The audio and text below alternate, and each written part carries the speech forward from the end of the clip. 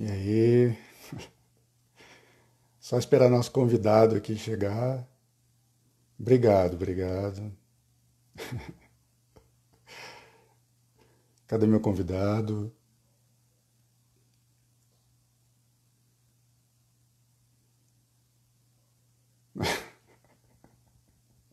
Começou a palhaçada aí.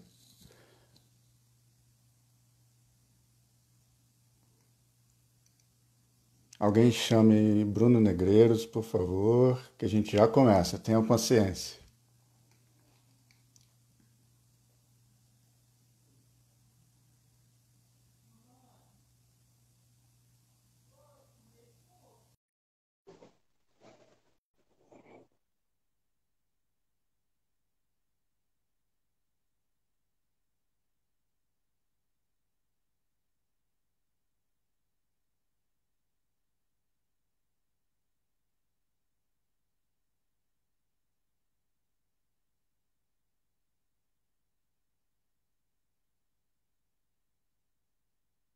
Olá, pessoal. Ademar, Gil, Flora, Letícia, mamãe, Lelela, PR.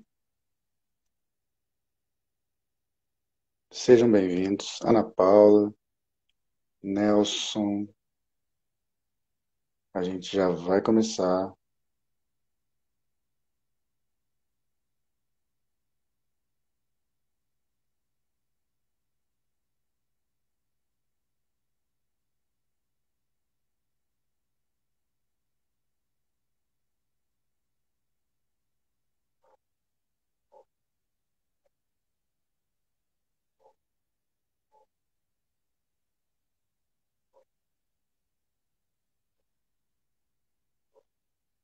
Vou ver aqui com o Bruno se ele tá ok com a internet e a gente já começa.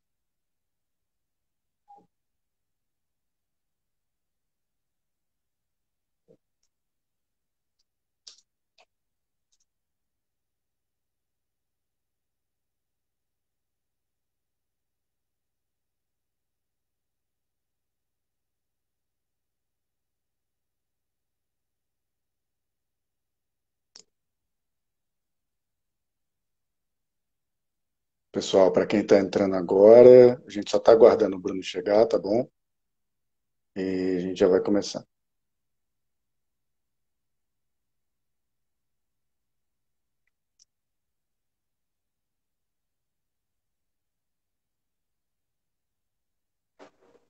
Fala, Bárbara. Aí está ele. Tudo bom? Como é que estão as coisas?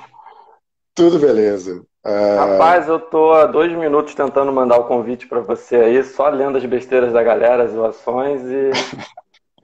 Bom, mas você me ouve Tive que bem? Você fazer. consegue me ver bem? Tá tudo bem? Tá tranquilo? Tá tranquilo, tá dando para ouvir. Acho que já tem 12 pessoas. Bacana, E todo mundo aí presente. Pois é, a gente eu tenho passado por umas dificuldades de conexão bizarras aqui em casa, né? Acho que tá todo mundo entrando na internet ao mesmo tempo, domingo. todo mundo fazendo Mas live. né? É live, 20 lives por dia, uma galera, mas estamos aí. Agora deu Sim, certo, espero que. daqui a pouco eu vou pegar a minha sanfona, o Bruno vai pegar o violão ali, a gente vai tocar uma Pô, música. Mentira. é, a gente ainda está se recuperando do aniversário de ontem, né? Então, para quem não sabe, ontem foi aniversário do nosso convidado, Bruno Negreiros. Aliás, começando a live, boa tarde a todo mundo. Essa é a nossa quarta live dessa sequência do Bate-Papo Indoor. E dessa vez sou eu por aqui, com essa minha larga experiência na apresentação de lives. Já apresentei um total de 0 lives, mas estou aqui. E vamos lá. Ontem foi aniversário do Bruno Negreiros, esse que está aqui com a gente. E a gente teve até uma chamadinha no Zoom, uma cerveja online. Ontem também, coincidentemente, foi o solstício de inverno, né? Que é início do ápice da temporada de montanhismo, que infelizmente esse ano não vai ter muito montanhismo, mas vai ter conversa sobre montanhismo. Para quem não me conhece, meu nome é Bruno Lacerda. Se alguém falar barba, aí sou eu também, embora a barba não seja mais muito comprida.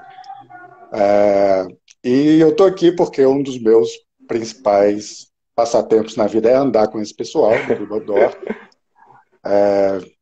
E eu vou aqui, antes de começar, colar uma apresentação do Bruno.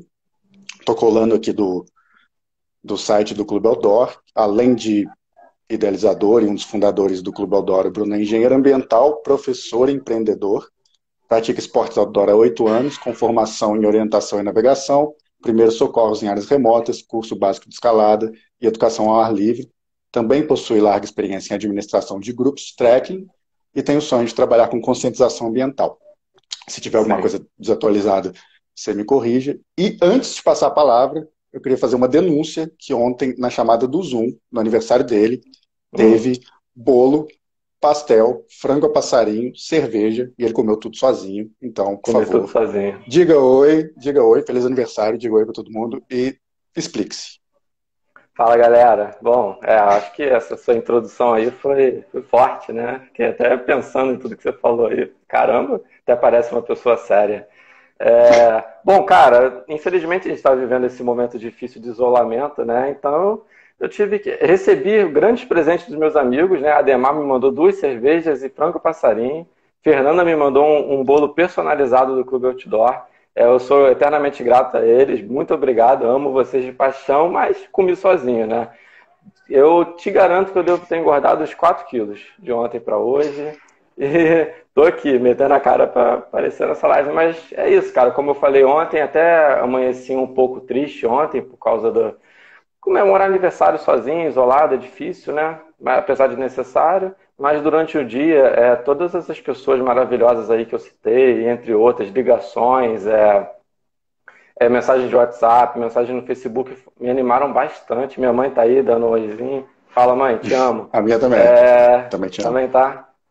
Ela deve estar orgulhoso do seu desempenho aí como apresentador, tá mandando muito bem. Obrigado. E é isso, durante o dia, cara, meu ânimo foi assim, aumentando exponencialmente. Eu acabei, cara, muito feliz, muito feliz. Eu chorei umas 2 vezes escondido, não chorei na live porque já tava tomando uma cerveja, a galera tava zoando. Mas é isso, cara. Muito obrigado aí. Eu e você, né? A gente tem um histórico longo aí de aniversários meus passando na montanha, porque como você falou, meu aniversário sempre é nesse começo da temporada de montanhismo. E a gente sempre tá fazendo alguma maluquice, né? Ano passado, por exemplo, eu estava atravessando os Lençóis Maranhenses sozinho, né? Nessa época. E agora eu tô aqui, é necessário, né, irmão? E terminei o dia muito feliz e agora confesso que estou um pouco nervoso de falar aqui, apesar de eu saber que eu falo pra caramba. Mas estamos aí, pra live, pra gente falar um monte de coisa legal, um monte de besteira também, né? É isso aí. O Zoom tem ajudado muito. Obrigado, Zoom. Obrigado a quem criou o Zoom aí. Tem sido muito bom. E para começar, então, eu vou pedir para você contar uma coisa que a gente já conhece um pouquinho, mas sua história de vida e como começou no montanhismo, que te levou a esse caminho, e fala aí pra gente. Bom, cara, falar da minha história de vida é um pouco longo, né? É uma história bem longa, mas eu vou tentar dar uma condensada aí pra gente caber nessa 1 hora de live, cara.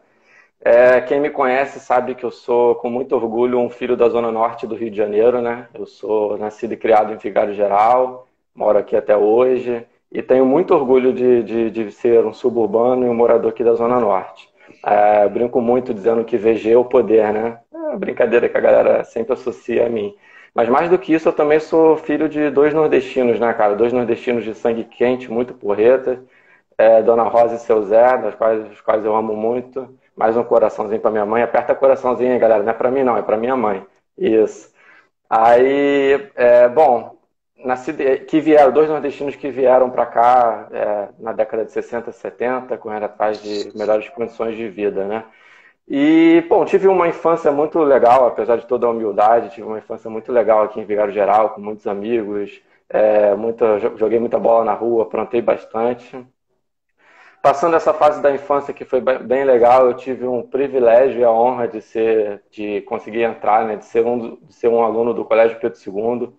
que no Rio de Janeiro, além de ser um dos colégios mais progressistas que a gente tem, eu sou muito grato a tudo que ele me deu, não só porque ele não me formou só para o mercado de trabalho, não me formou só para ser uma máquina de fazer vestibular, né? Ele me formou como cidadão e como ser humano, desenvolvendo muito desse senso crítico que eu tenho hoje. E avançando um pouco depois dessa fase de adolescência de rebelde sem causa, grunge, calça rasgada, camisa de flanela, muito rock and roll, eu entrei na faculdade, decidi cursar o curso de engenharia ambiental. Sou filho do ProUni, estudei na PUC com bolsa de 100% por conta do ProUni, depois de resultados no Enem, né? E tenho muito orgulho disso também. E por fim, depois de formado, né, em engenharia ambiental, comecei a atuar na área e inicialmente como empregado e depois, acho que 2016, 2017, se eu não me lembro exatamente a data, comecei a atuar efetivamente no empreendedorismo, né? Eu e mais o meu sócio, Milton, não sei se ele está aí, a gente estruturou a Seven Ambiental, que é uma empresa de consultoria, e qual eu atuo até hoje, paralelamente com essa vida de montanhista, né?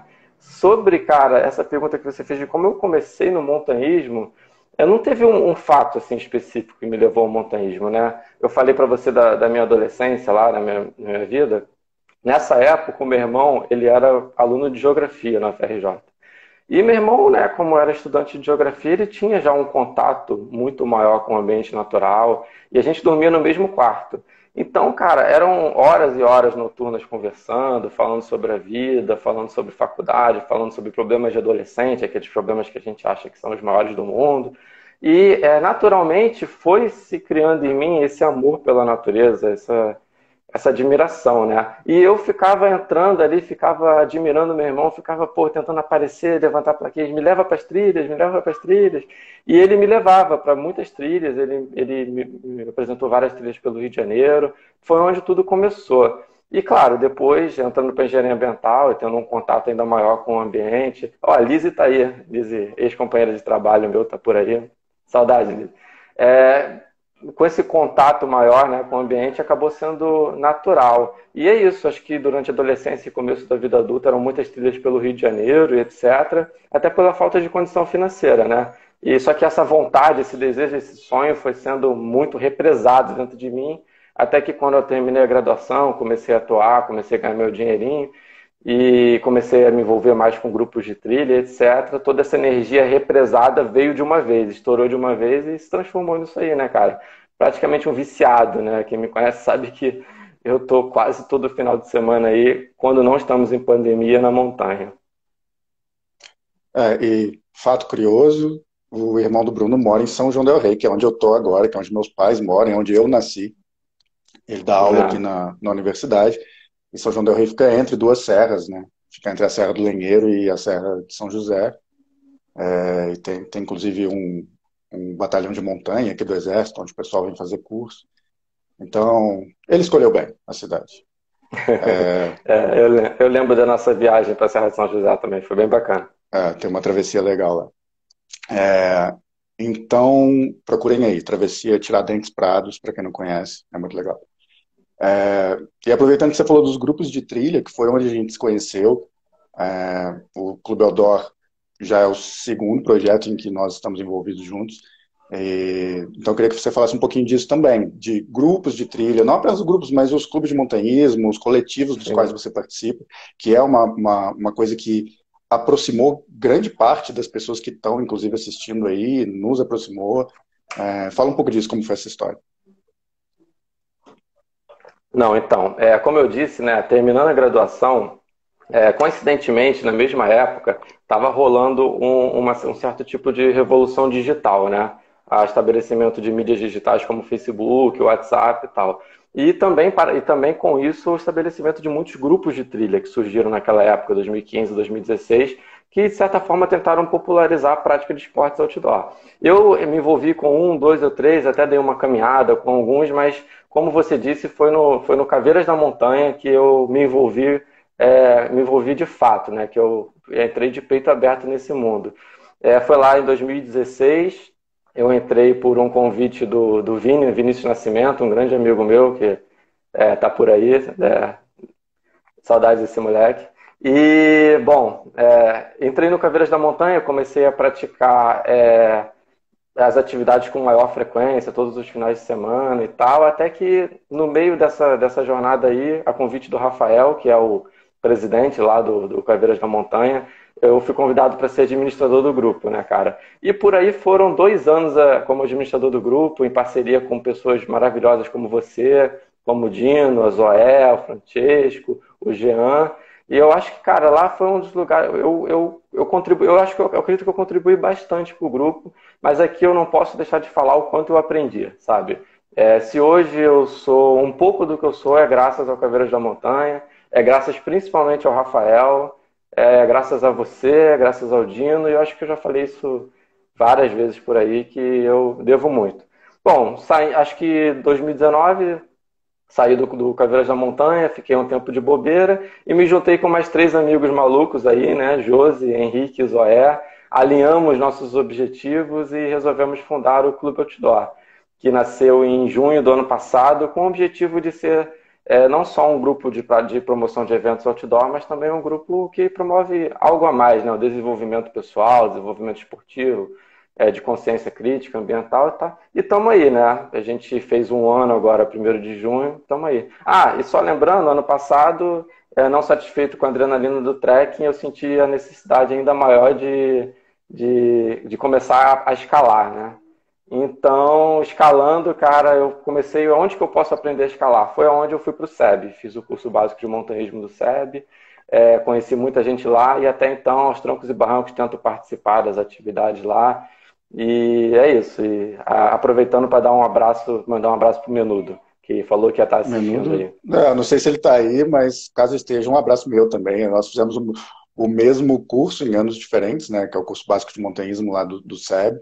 O Menudo é o coordenador do curso, né? Não, não é mais, né? Foi a última edição dele, acho. Não sei, não sei. Manifeste-se, É um Menudo, se você mistério, é um estiver aí. mistério. Não dá Não spoiler. sei. Mas, mas, enfim, um abraço para ele e para todo mundo lá do SEB também, pessoal do Caveiras da Montanha, quem esteja aí, e do Clube Odó. São os grupos de Sim, que a gente participou e ainda participamos de alguma forma juntos, né? sim. E período de isolamento, como está sendo para você? O que está se passando pela sua cabeça? A gente já sabe que seu cabelo está crescendo. É É. um dos trending topics das nossas lives é o seu cabelo. Então, fala aí Sim. como está sendo o período de isolamento e o que está se passando, o que você está pretendendo fazer quando acabar. Diga aí. Bom, meu cabelo, cara, tá crescendo e vai crescer. Eu queria falar isso logo para todo mundo, vai crescer até eu achar que tem que cortar. Mas, bom, brincadeiras à parte, cara, quem conhece mais de perto sabe que, pô, o período de isolamento, o começo do período de isolamento foi bastante difícil. Eu tive uma sequência de problemas pessoais, etc., que bateram forte, assim, mas passou, né? Passando esse começo de pandemia, já lá para metade desse isolamento, as coisas começaram a melhorar, eu comecei a pegar toda a minha energia que eu tinha e começar a me dedicar a novos projetos, novas ideias, e os projetos que já estão estabelecidos, né? E nesse período, cara, eu até conversando bastante com meu primo, começamos a raciocinar sobre hábitos, né, que podem ser estruturados nesse período de isolamento e que podem ficar. Então, cara, comecei a estudar pra caramba, comecei a ler pra caramba e a consequência de estudar pra caramba e ler pra caramba foi trabalhar mais. E hoje em dia eu acho que eu tenho estudado, lido e trabalhado pra caramba em múltiplas fontes, tanto na minha empresa como em alguns outros projetos aí paralelos e acho que projetos que vão dar grandes frutos no futuro por conta desse investimento de energia que eu estou fazendo agora. Acabou a quarentena amanhã, o que você vai fazer? Amanhã vou para Serra Fina, claro. Certo, Primeiro lugar que eu vou voltar, vou ter logo um choque, eu vou para Serra Fina e tal. Mas, cara, pós-quarentena, é isso. Acho que a gente vai ter que se acostumar com esse mundo. Pós-quarentena, a gente não sabe como vai ser, né? Se vai ter vacina, se não vai ter. Eu passei um bom tempo ontem conversando com o Beto sobre esses protocolos pós-quarentena de Covid, de higienização, etc. Tá tudo muito incerto. Mas, assim, o Clube Outdoor vai estar, eu acho que o Clube Outdoor vai estar antenado, ele vai pensar bem em quando voltar, em como voltar, que é o mais importante de tudo. Mas particularmente, cara, quando voltar eu vou para Serra Fina e vou tirar todos aqueles outros projetos que estão engavetados, que os picos lá do Paraná, a Chapada Diamantina, e cada vez mais sair para desbravar essa América do Sul aí, se o dólar, por favor, abaixar. Só deixando claro que é uma situação hipotética, a pandemia e o isolamento não vão acabar amanhã, então, por favor, aguardem. Quem está Fiquem em fazendo casa. comentário, fica em casa se puderem. E quem está fazendo comentário aí, obrigado, gente. Eu não vou encostar na tela para responder, porque eu estou com medo de fazer uma merda, que eu nunca fiz isso na vida. Mas obrigado, valeu aí pelos comentários. E histórias, vocês estão vendo olhando para o lado que eu estou colando, e a próxima pergunta é sobre histórias de perrengues. Tome cuidado com o que você vai falar sobre os perrengues dos quais eu participei, porque minha mãe está assistindo. Então, estou muito. Mentira, pode falar. Uma hora ela vai ter que saber. Qual é o nome da E sua mãe mesmo? Regina. Dona Regina, ele tá Ela vivo. mandou Não coração aí, importa. ó. Dona Regina, ele tá vivo até hoje, não importa. Cara, perrengue, acho que com certeza foram os dois resgates que a gente participou juntos na montanha, né? Nós tivemos, eu não lembro quais foram os anos, acho que 2017, 2018, tivemos dois grandes perrengues, tivemos que fazer duas retiradas na montanha, uma com auxílio de helicóptero e outra com barco. Mas, bom, felizmente deu tudo certo, as pessoas estão ativas hoje em dia, e com certeza esses foram os maiores perrengues que a gente passou, né, cara? Todo esse estresse de viver de fato aquilo que a gente aprende nesses cursos de primeiros socorros, etc., na real, a gente sabe que é muito mais sinistro do que parece na teoria. E com certeza esses foram os dois maiores perrengues que eu passei, cara, esses resgates aí na montanha. Teve um outro também na Petoterê que não foi bem resgate, foi um auxílio emergencial, mas que também contribuíram muito para o desenvolvimento do aprendizado, né, cara? A gente aprende com esses momentos de perrengue. E apesar do Dino não achar, né, o Dino fala que não existe perrengue, você só não está preparado para algo, existe sim perrengue, e o nível de preparo que você tem é como você vai responder com qualidade a esse tipo de situação desagradável que acontece, né, cara? Sobre esses dois casos, eram situações que a gente sabia mais ou menos o que a gente tinha que fazer, mas eram coisas que a gente nunca tinha feito. A gente nunca tinha chamado um helicóptero para fazer um resgate, né? Então, Exatamente. Nunca tinha tentado convencer o corpo de bombeiros a enviar o helicóptero, que é o o principal, resgate né? foi, o resgate foi, a gente teve todo o apoio das pessoas que foram lá, o corpo de bombeiros e tal, mas foi a primeira vez que a gente fez. Então, a primeira vez é sempre um aprendizado, e um aprendizado que agora a gente tem. Total. Alguém falou, o PR brincou aí que é de frente com barba, então vou fazer uma pergunta bem Marília Gabriela agora. Um medo, Manda. um medo na montanha. Na montanha, rapaz. Cara, é. Um medo. Essa é boa. Eu acho que, cara, assim, a Zoé fala que ela não tem medo de nada, né? Mas existem, sim, muitos medos atrelados à prática de montanhismo. E um dos medos que eu consigo pensar, assim, de cara, quem me conhece sabe o quanto eu ando sempre muito tenso e com muito medo da experiência com que as pessoas que estão com a gente vão passar, sabe? Eu sempre ando muito tenso e muito preocupado com a experiência, que todo mundo esteja curtindo, esteja se divertindo, esteja dando o máximo de si. E eu sempre tenho muito medo de falhar de alguma forma, de não dar o meu melhor para essa galera. Isso pensando no conceito do grupo, né? Individualmente, cara, na montanha, cara, eu não sei porque o Osório costuma brincar muito comigo que eu sou maluco, né? Que eu acho tudo irado. Eu me meto na mata, passando por tudo, fazendo varamata e saio rindo, feliz. Quantidade de dias que a gente pegou chuva na montanha e saiu do final da chuva rindo e tal. Acho que meus medos estão mais relacionados a isso, essa dinâmica de grupo, que a galera curta, que a galera tenha uma experiência legal. E, por exemplo, no Monte Roraima foi algo que eu fiquei o tempo todo nervoso dentro de mim para que todo mundo tivesse a melhor experiência, que é o Monte Roraima que a gente foi recentemente, né? Parece clichê, mas é verdade, cara. É isso mesmo que eu sinto. Organizar evento de trilha, que é um esporte de aventura, né? Embora a gente tenha nossas medidas de precaução, é um esporte de aventura. Então, é sempre algum nível de pressão sobre quem está organizando, né? Sim. Acho que é normal. E próxima pergunta é sobre algo que você já até mencionou, Você falou no começo da sua origem, filho de pais nordestinos, e você mora em Vigário Geral, uma área periférica do Rio. Então, a minha pergunta é sobre como é para uma pessoa que não tem origem nas classes sociais mais altas, nas classes sociais mais privilegiadas, se inserir no ambiente do montanhismo. É um esporte elitizado? É um esporte caro? O que você acha sobre isso? Tem como se inserir? Adoro essa pergunta. Sendo bem direto, eu vou elaborar, mas sendo bem direto é foda. É foda pra caralho, é difícil.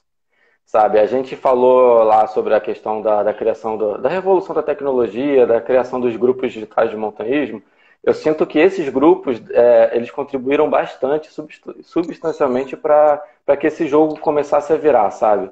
O montanhismo e o mundo da escalada, que antigamente era muito restrito aos clubes, que são posicionados em áreas mais centrais e nobres da cidade, passou a ser de todo mundo. Qualquer um entra num grupo de WhatsApp, entra num grupo de Facebook, e de acordo com as possibilidades e destinos daquele grupo, vai viajar, vai para a montanha, vai trilhar, vai se especializar.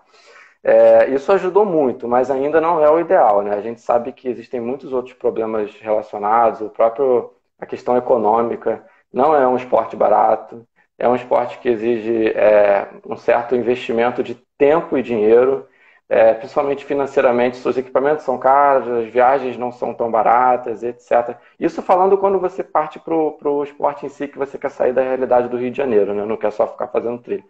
Então ainda existem essas barreiras, eu diria que econômicas e sociais envolvidas, mas também existe toda essa questão da criação da autoestima das pessoas, né? Tem muita gente que é da área da Zona Norte, suburbano, ou até de qualquer outra região menos desprovida da cidade do Rio de Janeiro do Brasil, que acha que isso não é para ele, que, as práticas ao ar livre, a vivência na natureza não faz parte da sua vida. E, cara, é uma das coisas que me movem, né, por dentro, é tentar contribuir de alguma forma para virar esse jogo, sabe? Para fazer com que mais e mais pessoas de todas as classes sociais possam participar, possam ser trilheiros, montanhistas, seja o que for, pelo menos que tenham algum tipo de estilo de vida mais saudável, sustentável, e que, de certa forma, se eles puderem levar isso para os outros aspectos da vida, é legal. E nesse momento eu tenho que falar que eu sou um grande fã lá da galera da OBB, por exemplo, que faz um trabalho irado com essa questão de desenvolvimento pessoal, de autoestima e tal. É isso, eu acho que é difícil, o jogo está virando, está acontecendo, mas ainda estamos muito longe de uma revolução total, e uma das coisas que mais me movem, que mais me acendem, é tentar contribuir de alguma forma para isso. Dando um pouquinho de spoiler, uma das coisas que a gente tinha planejado no Clube Outdoor para esse ano era, de alguma forma, de incluir quem ainda não consegue chegar ao esporte, quem ainda não consegue se colocar no montanhismo. Na verdade, eu acho que tem gente que nem sabe que é uma prática que você pode ter, que você pode incorporar ao seu dia a dia, nem passa isso pela cabeça, né? E, no entanto, a gente tem parques gratuitos, a gente tem formas de fazer isso, mas ainda é um esporte caro, né? A gente ainda tem que comprar equipamento, ainda tem essas coisas. Então, ficou para 2021, provavelmente, mas é uma das coisas que a gente conversa muito no Clube Outdoor. Não só caro, mas exige um investimento de tempo também, né? Não é só a prática em si, existe todo relacionado. Você tem que fazer viagens longas, você tem que ir no mercado, você tem que se preparar, estudar, planejamento, etc. Então, esse tipo de tempo, muitas pessoas não têm esse tempo, elas precisam se preocupar com coisas que são muito mais urgentes na vida dela, do que gastar esse tempo com a prática ao ar livre, sabe? Bom, é difícil, mas vamos lá. Vamos tentar fazer a nossa parte, né, Bárbara? Isso aí. E seguindo nessa seara, a gente está vivendo esse momento complicado no país, uma crise sanitária dentro de uma crise política, dentro de uma crise econômica, um inception de crise, né? E eu queria te perguntar, o que você acha que o montanhismo tem a trazer para isso? O que o montanhismo nos ensina o que o montanhismo nos ensina que a gente pode aplicar num momento tão complicado? Como o montanhista pode colaborar de alguma forma, ainda que seja conversando com as pessoas, ainda que seja por meio do exemplo, com as atitudes, nesse momento de tanta crise, de tanto problema que a gente está vivendo? É um momento bem difícil, né? Acho que a gente não viveu nada parecido, né? Há muito tempo. Eu costumo falar, cara, eu gosto de pensar no montanhismo como com três vertentes de atuação, sabe? E tem gente que só pensa em um ou dois, mas eu gosto de pensar em três vertentes. A primeira vertente é a veia esportiva mesmo da parada, é a questão do desenvolvimento pessoal, psicológico, físico, é, vida saudável, um estilo de vida e tal, onde a gente quer sempre cada vez mais superar os nossos limites, aprender mais tecnicamente, aprender sobre como expandir sua zona de conforto e etc. Essa é a veia esportiva, né, que eu acho que é a veia básica e a veia que é mais fácil digerida por todos, né? É enxergar o montanhismo como um esporte, como superação, e até é a veia mais, por exemplo, mais presente na escalada e etc. Mas mais do que isso, eu acho que existem duas outras dimensões atreladas, que é a consciência ambiental e a consciência social. A consciência social, falando primeiro, é por conta de toda essa oportunidade que a gente tem de ter grandes convivências com as pessoas de forma muito natural e muito pura, principalmente na prática do montanhismo, sabe? A gente está em constante contato com pessoas, superando os mesmos desafios, não importando muito a classe, não importando muito de onde a gente vem, não importando nada, sabe? A gente está sempre junto, tentando superar e tal. E fora isso, para mim, existe o que a Fernanda acabou de falar aí, o sentimento de coletividade, né? Fora isso, e isso dentro de um evento com 15 pessoas ou mais. Fora isso, a própria convivência dentro dos clubes, a convivência dentro dos grupos de WhatsApp, do Clube Outdoor, sabe? É enriquecedora. São muitos debates, muitas conversas. Então, esse lado social é muito legal. E também, claro, óbvio, o lado da conexão com a natureza, sabe? Nós somos pessoas que temos o privilégio de ter esse maior contato com a natureza, seja ele no meio de semana, no final de semana, cada um como pode, né? E esse maior contato com a natureza, essa tentativa de uma vida mais harmônica com a natureza, também é um outro tipo de aspecto que temos que levar para a nossa vida, né? Ou seja, eu acho que disso tudo, o montanhismo, ele te doa três tipos de visões mais estruturadas e mais elaboradas. A forma como você vê o mundo de forma pessoal, superar os próprios limites, mas também ele pode te promover ferramentas e utensílios para que você enxergue o mundo socialmente, né? De forma social, as estruturas sociais envolvidas e de forma ambiental. Eu acho que todo mundo aqui que pratica, a maioria da galera que está assistindo aqui é montanhista, já deve ter passado pelaquela experiência de tipo assim, estar no seu trabalho, na sua vida normal, e as pessoas falarem, olha lá, ele vai para o mato de novo, vai para o mato no final de semana, sexta-feira com mochilão nas costas, etc. A gente não percebe as bandeiras e as responsabilidades que a gente carrega, porque somos constantemente vistos por outras pessoas, outros seres humanos, como pessoas com maior contato com a natureza, pessoas com maior contato ao desapego, ao minimalismo. E essas bandeiras que a gente carrega, esse tipo de coisa que está por trás, pode atuar também efetivamente como exemplo para as outras pessoas, sabe? Ou seja, se nós, como pessoas, como praticantes do esporte, que temos o maior contato com a natureza, respeitamos, temos boas ideias, temos bons planos, boas visões de mundo, a gente acaba contaminando todos que estão à nossa volta, né?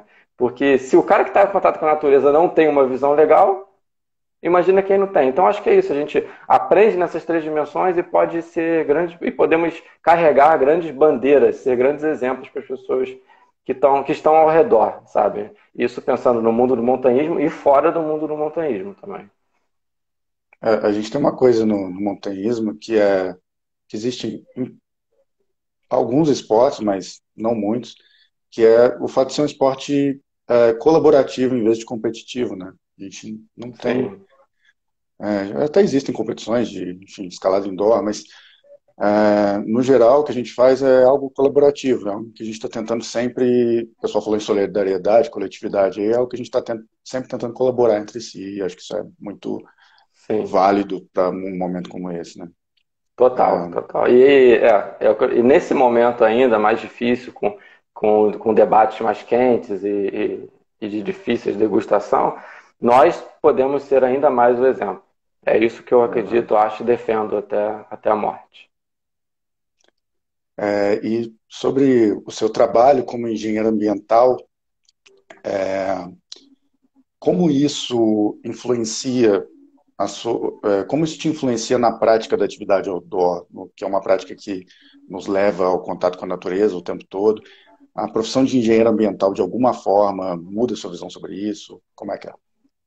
Não, total, né? Eu acho que por ter esse privilégio de ter um maior contato com a natureza dentro da minha atuação profissional, eu costumo falar que no final de semana eu estou aprendendo para minha atuação no meio de semana e no meio de semana eu tô aprendendo para minha atuação no final de semana, sabe? Eu consigo ter esse tipo de visão, estar sempre aprendendo, olhando as questões ambientais e etc. E influencia por esse olhar, né? Esse olhar mais prático e holístico sobre tudo, sobre o ambiente que está à nossa volta, sobre as necessidades e carências e também através de um senso crítico um pouco mais apurado com a temática ambiental voltado para o montanhismo, sabe? Algumas pessoas mais próximas sabem que um dos meus maiores sonhos, apesar de considerar que eu consigo trabalhar com algo que eu vivo no final de semana ou viver com algo que eu trabalho no final de semana, eu gostaria de unir ainda mais essas duas paixões, conseguir desenvolver projetos que sejam relacionados a práticas de consciência e educação ambiental ou de práticas mesmo de fato de atuações relacionadas à conservação e etc. no meio do montanhismo ou qualquer tipo de contribuição que fique para o mundo, né, de uma forma geral. Tá. E para quem está assistindo aí, que uma das preocupações que a gente sempre tem, que é um debate muito comum também quando a gente está junto, é a questão ambiental e como a gente pode contribuir na prática da atividade para que o nosso impacto seja menor, como que a gente pode contribuir em termos de conscientização ambiental. O que você tem para falar sobre isso? Olha, um tema que eu adoro, que eu gosto muito, né? Eu tenho lido, um dos temas que eu tenho mais lido nessa quarentena, inclusive sobre educação e conscientização ambiental. Você falou muito bem, por exemplo, com relação às práticas de mínimo impacto e etc. Eu vou tentar passar aqui um pouco da visão que eu tenho sobre isso, né? Eu acredito muito que a educação ambiental e a conscientização ambiental como um todo, não só aplicado ao ambiente do montanhismo, não só aplicado ao ambiente das práticas outdoor, ela tem três vertentes que se complementam e são necessárias, extremamente necessárias, que andem juntas. E a primeira, bom, vamos lá, três vertentes. A primeira vertente, e a mais básica de todas, ela solidifica e ela promove as bases para que essa temática, para que esse tipo de conscientização evolua, que é exatamente a consciência individual, sabe? É exatamente a educação e a consciência individual de como nós podemos de como nós impactamos o ambiente, de como nós podemos diminuir esse impacto. Seja ele relacionado no mundo do montanhismo, especificamente que eu falo, por exemplo, as práticas de mínimo impacto que já estão sendo muito difundidas, né, por muitas pessoas, tem grandes montanhistas como o próprio Antônio Calvo que difundem e levantam essa bandeira para que as pessoas partam para a prática de atividades ao ar livre, cada vez impactando menos. Mas também fora do mundo do montanhismo temos as iniciativas de conscientização individual que vão desde consumir menos água, consumir menos luz, menos energia, a adoção de práticas mais conscientes com relação ao consumo, consumir menos, ser minimalista, práticas pós-consumo, como por exemplo reciclagem, entre aspas, por exemplo, né? E também práticas querendo ou não, de evitar um certo tipo de consumo não necessário, como por exemplo as sacolas plásticas que vêm sendo trocadas por reutilizáveis. Isso é essencial, isso é importantíssimo e isso meio que para mim define o que é a base da educação e da conscientização ambiental no montanhismo hoje. Está muito bem estabelecida, a gente vê vídeos e vídeos de como fazer shit tube, de como a gente pode impactar menos. Mas para mim, especificamente, a discussão, o tema não pode parar por aí. Existe uma evolução desse tema em outros dois estágios que são extremamente necessários. Primeiro, vamos lá, a gente criou um certo tipo de consciência individual, uma conscientização de como podemos impactar menos, seja na vida pessoal ou no montanhismo. Partimos, então, para o segundo nível, que é o nível de consciência coletiva. O que seria a consciência coletiva? Juntos somos mais fortes, então juntos podemos nos aliar e em todas as formas de organização coletiva também podemos impactar menos e também podemos contribuir de algumas formas efetivas para a preservação, para a conservação ou até para a disseminação da consciência. E isso pode acontecer, Bárbara, em qualquer escala. Pode acontecer no clube outdoor, pode acontecer no seu grupo de montanhismo, pode acontecer a partir de organizações coletivas com o viés e com o objetivo de causar ou evitar impactos, como a gente tem muitas ONGs aí consagradas, né, como Greenpeace, WWF e etc. Mas também pode acontecer no seu dia a dia, no seu condomínio, na sua vida pessoal, entre os seus amigos, como coletivamente nós podemos nos juntar e contribuir de alguma forma. Né? E até acontece também na iniciativa privada, né? Que de forma coletiva essa consciência pode ser maior disseminada e os impactos serem menor. Então é isso, começa com a conscientização individual, é necessária e está bem estabelecida no mundo do montanhismo. Partimos para um certo tipo de conscientização coletiva que está em construção no mundo do montanhismo. Eu estava até conversando com uma galera esses dias, falando sobre como alguns grupos já estão tendo essa consciência bem mais estabelecida, já tem muitos debates acontecendo, tem clubes se unindo para fazer projetos de reflorestamento, para contribuir, grupos de trilha. Esse é o segundo estágio. Mas o estágio mais importante de todos, que vem como uma consequência direta de um desenvolvimento de um senso individual, de um senso coletivo, é sim o desenvolvimento de um senso social e político, como o nível maior de um processo de conscientização e educação ambiental. Explico. Mas, Bruno, por que você está metendo essa temática no meio? É simples.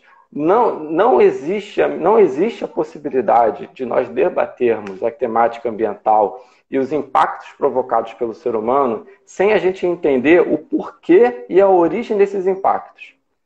De forma bem didática, ninguém acorda de manhã, por mais sociopata, por mais ruim que seja, falando hoje eu vou danificar o meio ambiente só por danificar. Pode ter um ou outro, mas isso não é a regra. Por que os impactos ambientais, por que tudo isso de muito ruim que tem acontecido acontece? Os impactos ambientais são uma consequência direta e indireta da forma como nós nos organizamos como sociedade, da forma como o ser humano se relaciona entre si através das relações sociais. Por quê? Se existe algum grande impacto ambiental, geralmente está ligado a esses diferentes tipos de atuação entre o ser humano, de como o ser humano lida um com o outro, onde sempre existe uma relação de poder atrelada. Dando um exemplo bem legal, se uma empresa gera um enorme impacto ambiental, ela não está gerando o impacto ambiental por gerar um impacto ambiental. Existe a relação social envolvida que gera aquele impacto ambiental, que nesse caso por exemplo, a maximização de lucros. Entende? Então, o impacto ambiental, a degradação ambiental, ela é uma consequência indireta de como nós nos organizamos como sociedade. E os melhores campos de luta e de atuação, onde nós podemos perceber e atuar dessa forma, através desse senso crítico social e político, é a própria política. É lá onde as grandes decisões são tomadas, é lá onde os grandes campos de luta acontecem, né? Então, esse tipo de desenvolvimento desse senso político e essa atuação democrática são essenciais para a consolidação e desenvolvimento total de uma consciência ambiental e uma consciência e uma educação ambiental. Trazendo para um exemplo, resumindo, consciência individual, trabalho coletivo, consciência e atuação política. Trazendo para um exemplo bem didático, eu gosto de falar da Serra Fina, por exemplo. Cada vez mais se fala no uso de chute tube, das práticas de mínimo impacto da Serra Fina. Isso é o estágio 1. Chegando no estágio 2, existem as organizações coletivas para que se seja ainda mais disseminada essa educação ou que hajam práticas de proteção ambiental e de reflorestamento. Mas para quem não sabe, por exemplo, uma grande parte da Serra Fina ela é uma APA, né? Que é um dos níveis de unidade de proteção mais fracos e suaves que existem na legislação brasileira. Ou seja, primeiro vem a consciência individual, onde a gente entende que a gente pode impactar menos, depois as ações coletivas e, por fim, uma ação, uma prática realmente política para que a gente lute e corra atrás seja no legislativo, seja no executivo, de práticas que mudem aquela situação, sabe? Que é o seguinte, imagina se a gente consegue fazer com que a Serra Fina se transforme num parque nacional e que seu nível de proteção aumente e que, consequentemente, melhore o seu plano de manejo. Ou seja, além das nossas práticas individuais, deve ter um campo de luta muito mais amplo e um certo tipo de conscientização muito maior, que é o campo político e social. Pelo que eu falei, para entender como esses impactos acontecem, que esses impactos eles são frutos da relação do homem como sociedade, e para entender como podemos atuar. Não adianta nada eu carregar meu tube e eu tomar banho de 2 minutos se algum projeto de lei muito sinistro estiver passando no Congresso Nacional, desqualificando alguma área de proteção ou permitindo que as grandes empresas poluam mais, sabe? Então, não existe consciência em educação ambiental sem entender que existe também consciência crítica política. É onde a gente pode causar mais impacto, seja na microescala, seja na macroescala. E a gente está num momento de muita pressão sobre essas áreas de conservação, parques nacionais, né? A região da Serra da Mantiqueira, nas travessias que a gente costuma fazer por lá, a gente sabe como é uma proteção, um nível de proteção bem frágil. Então é algo para a gente ter em mente nesse momento, né? Acho que vale todos nós termos isso em mente. Quem quiser conversar sobre questão ambiental com o Bruno nas nossas trilhas, a live aqui é muito rápida, não dá tempo de falar tudo, mas o Bruno tem muito a falar aí sobre esse tema. E quando acabar a pandemia, apareçam nas trilhas e a gente conversa mais. Meu pai postou aqui, ó, o montanhismo nos dá a oportunidade de conviver com as nossas superações e limitações, sempre nos mostrando a importância da relação entre o eu e o todo. Então é isso, né? É um momento que a gente está lá, que a gente consegue olhar de perto as nossas relações com tudo, né? Com a natureza, porque a gente vive em cidades com prédios e pedra e carro, e muitas vezes a natureza fica escondida e a gente perde um pouco dessa noção da relação que a gente tem com o todo. Da nossa noção e da nossa responsabilidade também. Verdade. E também queria que você falasse, já chegando mais perto do final da live, sobre pessoas que você admira, pessoas que a gente pode seguir, influenciadores, você já falou de alguns aí, eu sei que você tem pessoas que você admira bastante, e manda aí, vamos dar dicas de como bombar a nossa lista de pessoas seguidas no Instagram. Cara, eu não costumo lembrar bem de cabeça quais são os arrobas dessa galera toda, mas eu vou falar tanto de pessoas que têm atuação, né, muito bacanas no Instagram, nas mídias sociais, mas também as pessoas que ficam por trás ali, dando grandes contribuições que eu admiro muito. Eu acho que, primeiro de tudo, cara, eu devo muito a certas pessoas que foram grandes professores para mim, né? E eu cito alguns deles aqui, o Humberto Medaglia, que é lá da Emberê Treinamentos e da OBB, o Antônio Calvo, do Armazém Aventura, o Menudo, lá do SEB, o Antônio Calvo, Armazém Aventura, acho que é @Armazém Aventura, e o Humberto, lá, acho que é do @Emberê Treinamentos, não sei, eu não lembro de cabeça, mas são pessoas que tiveram uma importância enorme na minha vida e que eu sou eternamente gratos para eles. Indo mais adiante, né, recentemente eu tive a sorte de conhecer, de assistir umas palestras do Guilherme Cavallari, e eu acho que eu tentei aqui falar alguma coisa, sabe? Eu me esforcei, mas se tem um cara que vai saber falar sobre a nossa responsabilidade como montanhistas nesse momento, e que tem uma visão sobre a temática social e ambiental excepcional, é ele. Ele está aí no Instagram, sigam ele é um cara fenomenal.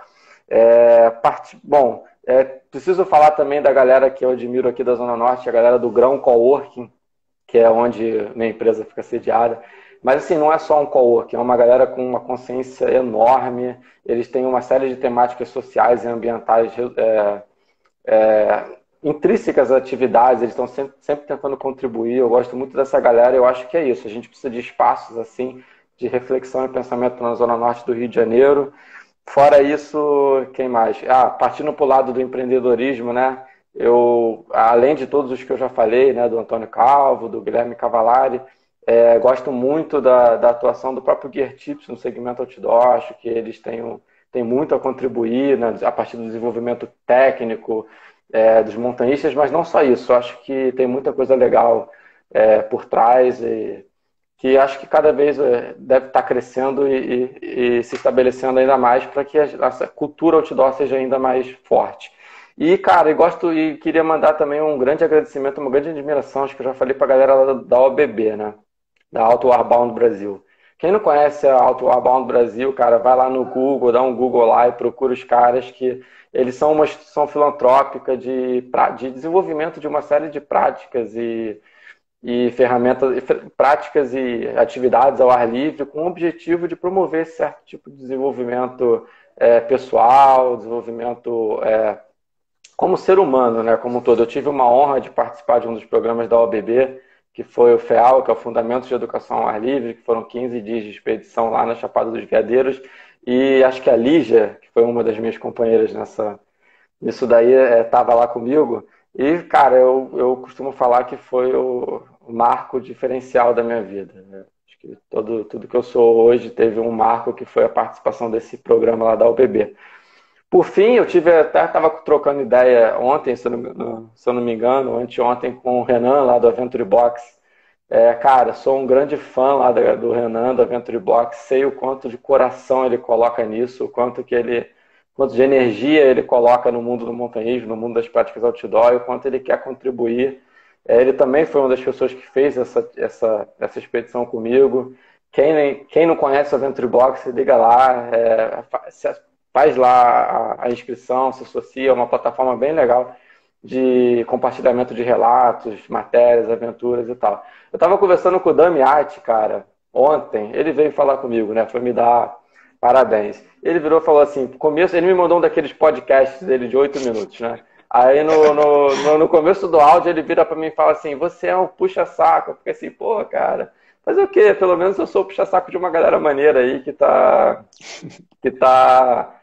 tentando fazer o seu melhor aí por tudo isso daí. Mas é isso, cara. Eu sou esse maluco aí que fala, que admira geral e que tá aí tentando também fazer o seu melhor de alguma forma. E, cara, também tem que falar das pessoas que não estão no mainstream, né? Tem que falar de você, do Henrique, da Josi, da Zoé, do Osório, do PR, da Fernanda, do Ademar, da Letícia, da Renata, que já é uma caçula aí do Clube Outdoor, mas a gente já se amarra. E se eu esqueci de alguém, desculpa, mas existe toda essa galera consagrada aí no montanhismo, toda essa galera que já está cheio de fãs, mas quem eu gosto mesmo de verdade, que eu gosto mais é dessa galera aí, é desse bando de maluco aí que acredita na gente e que tá junto com a gente. E fora isso, né, admiro muito minha mãe, segue lá minha mãe, acho que é Rosa Benegreiros o Instagram da minha mãe, galera, segue lá minha mãe no Instagram, essa eu admiro mesmo. Seguiremos. Você nos Segue lá, inspira. segue a coroa lá. Bom, obrigado pelas palavras, você nos inspira também. E para fechar, para chegar mais perto do final da live agora, eu queria também que você concluísse aí falando um pouco dos seus objetivos e sonhos no esporte, no Clube Outdoor, como empreendedor. Manda ver. Objetivos e sonhos. Cara, eu acho que, voltando, na associação coletiva, que é o Clube Outdoor, o meu maior sonho é, como eu falei durante a live, né, contribuir de alguma forma para que o montanhismo seja um esporte mais acessível para todos, mas que também promova esse tipo de consciência, né, que eu tentei falar aí durante todas as perguntas que você me fez. Que contribua, que realmente tenha um impacto no mundo outdoor de várias formas. E a gente tem coisa muito bacana aí, né, para sair, tem muitos projetos, muitas ideias, mas para o mundo pós-pandemia, quando isso tudo acabar, a gente vai pensar bem em como fazer. E, bom, a gente tem que ser positivo de que tudo vai dar certo e tudo vai voltar ao que era antes, né? Mas com paciência, né? Como diz o Ricardo Ávila, um pouco mais de paciência.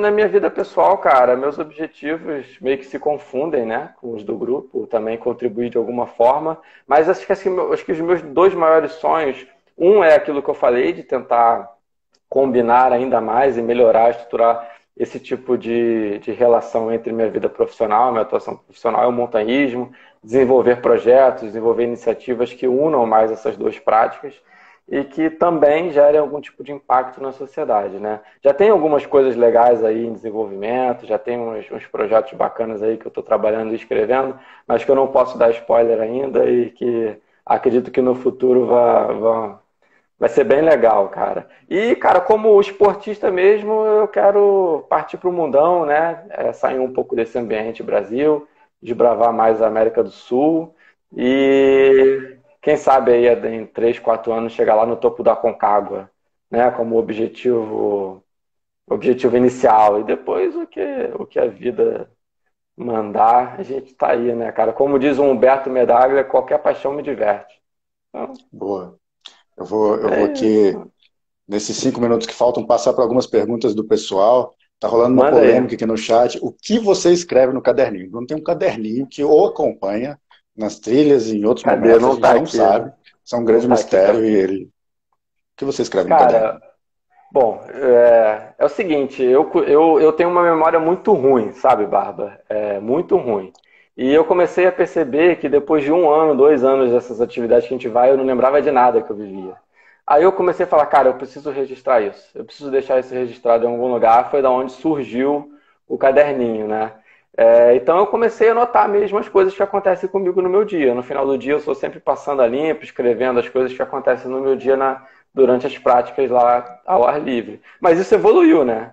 Aí eu comecei a escrever poesia, comecei a escrever textos reflexivos, e a galera brinca que eu também estou escrevendo atribuições e coisas para o Clube Outdoor, mas não, eu estou só escrevendo meus maluquices, meus textos, como foi o dia, como o sol nasceu e escrevendo minhas poesias loucas aí. Isso é que eu escrevo no caderninho. Tá aí resolvido o mistério, para quem estava curioso. E chegaram umas perguntas aqui, vai ter que ser rapidinho, porque a gente tem 3 minutos, Também. mas como Qualquer ficarão coisa as a gente viagens faz outra esse live. ano?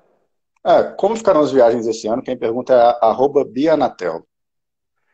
Como eu disse mesmo durante a live, né? A gente vai ver, a gente está discutindo e debatendo dia a dia, semana a semana, como vai ser isso. A gente ainda não tem uma decisão e a gente só vai retornar às atividades, o Clube Outdoor, ou eu particularmente, quando a gente se sentir seguro e apto a isso, né? Porque as pessoas acham que é só ir para trilha, ficar isolado de tudo, mas não é. O montanhismo tem uma série de outras atividades que vão muito mais do que só a prática na natureza. É entrar numa van com 15 pessoas, é ir no mercado comprar comida, enfim, ir comprar um equipamento, sair de casa para comprar um equipamento que você precise, mantimentos. É durante a viagem de van parar para num restaurante para comer alguma coisa, para consumir. Então tem uma série de práticas que a gente tem que avaliar caso a caso. E eu até ando conversando muito com o Beto, que é o nosso motorista, né, sobre isso. E quando a gente se sentir seguro, quando as federações, as associações de montanhismo autorizarem também, a gente vai pensar, mas sem previsões por enquanto. Beleza. Só mandar um abraço aqui para o Gustavo MMFS, o nosso amigo Gustavo, que também mandou umas perguntas aqui. A gente vai deixar para responder de outra forma, porque não vai dar tempo. A gente posta alguma coisa ou responde direto para ele. Tem 2 minutos, não. O Ademar perguntou quantas vezes você já ganhou o biscoito negresco. Eu não sei quantas vezes ele ganhou o biscoito negresco, mas ele ganhou pastel ontem, não dividiu com a gente. E o Paulo BR pergunta, para fechar, foguete tem ré? Não, foguete não tem ré. Responde, dá seu tchau. Eu já dou o meu por aqui. Obrigado, gente, pela companhia, e pelas perguntas, pelos comentários, pelas piadas. Um abraço para todo mundo. E dá o seu tchau aí agora. E a gente se vê na Bom, próxima. galera, foguete não tem ré, sempre para cima, sempre procurando um maior desenvolvimento pessoal, humano, social, ambiental e sempre para cima também na montanha. A gente está vivendo momentos muito difíceis em todos os aspectos da nossa vida, né? Não só a pandemia. Espero que todo mundo se cuide, que todo mundo fique bem, e que todo mundo saia dessa para a gente voltar para as montanhas, para a gente voltar a se divertir, para a gente voltar a curtir o que a gente mais ama. E é isso. Valeu, PR. Foguete não tem ré e seguimos na luta. Valeu, Barba. Beijo Obrigado para aí. todo mundo. Tchau, valeu. Obrigado. Abraço, negreiros. Abraço a todo mundo. Até a próxima. Valeu, irmão.